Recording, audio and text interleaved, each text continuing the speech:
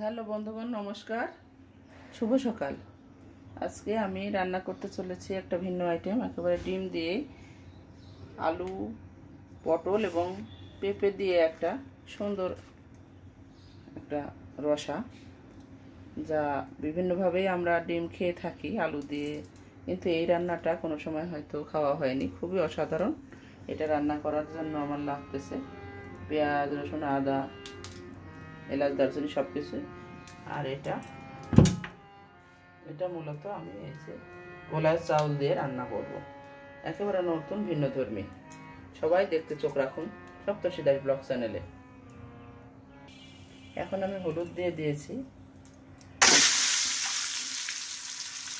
ডিমগুলো ভেজে তুলে নেব। ডিম দিয়ে অনেক মজার মজার রান্না করা যায়, একবার খেলে বারবারই খেতে ইচ্ছে করবে।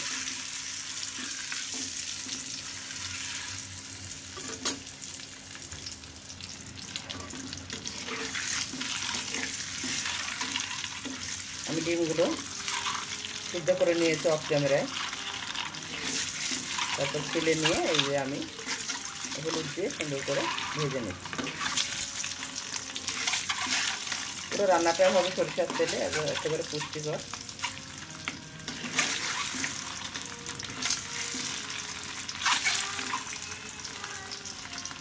সব করছি সকালবেলা, গানের রেওয়াজ করছে, শুনুন ওই গান।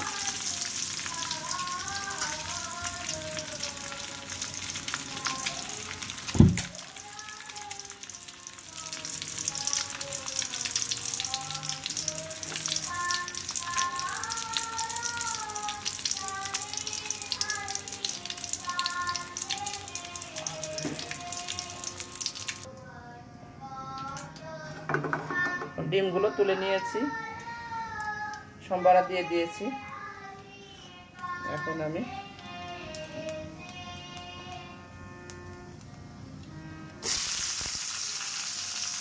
পেঁয়াজ, মরিচ, আদা, রসুন সব কিছু দিয়ে দেবো।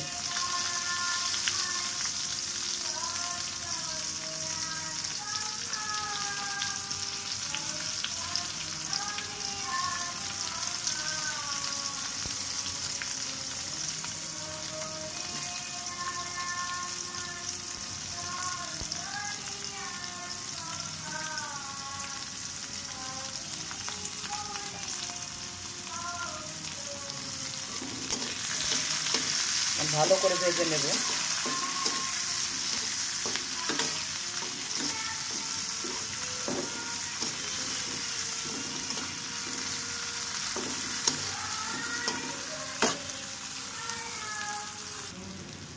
আমি এখন কিছুটা পেঁয়াজ রসুনের এই ভাজাটা আমি তুলে রাখবো লাস্টে মিশানোর জন্য।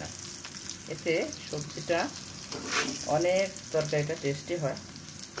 কিছুটা এখন এর মধ্যে সবজিগুলো দিয়ে দিই।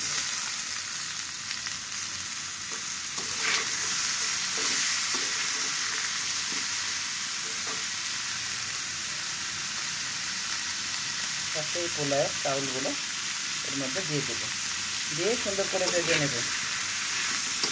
তেলের উপর দিলেও হয়, দিয়ে ভেজে নিয়ে তারপরে সবজিটা দিলেও ভালো হয়। আপনারা ওইভাবেই দিয়ে নেবেন। এখন সবজিটা আমি ভেজে নেব, কষিয়ে নেব সুন্দর করে। অনেকেই অনেক রকমভাবে এই ডিমের তরকারি রান্না করেন। যখন ঘরে কিছু থাকে না, সব এইভাবে রান্না করে নেওয়া যায়। কারণ মাছ হলে বা মাংস হলে অনেক সময় ফ্রিজ থেকে বের করে ভেজানোর ঝামেলা থাকে, সময়ের অপচয় হয়। সেক্ষেত্রে এরকম কিছু মুখরোচক রান্না করা যেতেই পারে। এই রান্নাটা একবার হলে খেয়ে দেখুন, এইভাবে বানিয়ে মন ভরে যাবে, আর অন্য কিছুই খেতে ভালো লাগবে না। এক তরকারি দিয়েই চেটে পুটে খাওয়া হয়ে যাবে। ভাত, রুটি সব কিছুর সাথে খাওয়া যাবে। আমি একটু জল দিয়ে দিয়েছি, এখন কষিয়ে নেব, ঢেকে দেবো সবজিটা। আমি ধনে গুঁড়ো হাফ চামচ, মরিচের গুঁড়ো খুব সামান্য পরিমাণে দেবো। ঝালটা যার যার নিজের মতো, কাঁচামরিচও দিয়ে দিয়েছি। আর এই যে চাট মশলা, ধনে, জিরে, এলাচ, দারুচিনি, সকল মশলা যত মশলা আছে সব সমাহার আমি এটা একটু বেশি পরিমাণে দেব। এটা দিয়ে সুন্দর করে ভেজে নেব।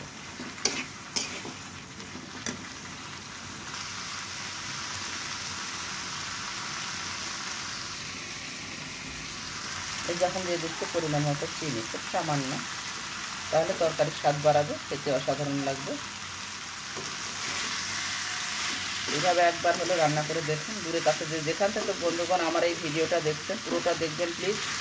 লাইক দিতে ভুলবেন না এবং সাথে সাবস্ক্রাইব করবেন, শেয়ার করবেন, বেশি বেশি কমেন্ট করবেন সুন্দর সুন্দর। আপনাদের কমেন্ট আমার খুবই ভালো লাগে, তখন বুঝি আপনারা সাথে আছেন, পাশে আছেন, মনটা ভরে যায়। আর সাবস্ক্রাইব করতে ভুলবেন না বন্ধুগণ। নতুন বন্ধুরা এসে আপনারা দেখে সাবস্ক্রাইব করে দেবেন এবং বেল আইকনটা বাজিয়ে দেবেন, প্রেস করে দেবেন, যাতে পরবর্তী নতুন ভিডিও আপলোড করার সাথে সাথে আপনার মোবাইলে নোটিফিকেশানটা চলে যায়। এছাড়াও সব কিছু নাচ গান সব কিছু দেখার জন্য অনুরোধ রইল। খুব সহজভাবে রান্নাগুলো আমি দেখিয়ে থাকি, সবাই যাতে করতে পারে এবং খুবই পুষ্টিকরভাবে রান্না আমি উপস্থাপন করার চেষ্টা করি বন্ধুগণ। এই যে ভাজাটা হয়ে গেছে, এখন আমি পরিমাণ মতো গ্রেভির জন্য জল দিয়ে দেবো। সকল মশলা কষিয়ে গেছে, এখন আমি এই যে জল দিয়ে দিলাম, কারণ পোলার চাউল আছে সেই জন্য জলটা শুকিয়ে যাবে, অনেকটাই টেনে নেবে, সেই জন্য একটু বেশি পরিমাণে জল দিলে একটু মাখো মাখো বেশ খেতে খুবই দারুণ লাগবে। আলু পটল পেঁপে দিয়ে ডিমের এই রসা একবার হলে খেয়ে দেখুন, সত্যি বারবার বলছি। এই যে এরকম এখন হয়ে এসেছে অনেকটাই, আমি ঝোলটা আরও কমিয়ে ফেলবো, আরও সবজিগুলো নরম হবে।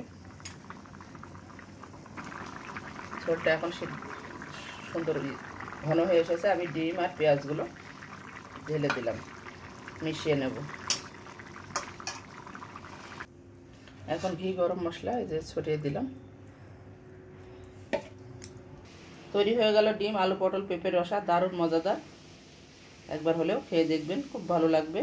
সাথে থাকবেন, সাবস্ক্রাইব লাইক শেয়ার কমেন্ট করবেন, পাশে থাকবেন। বাই, সুস্থ থাকবেন সবাই।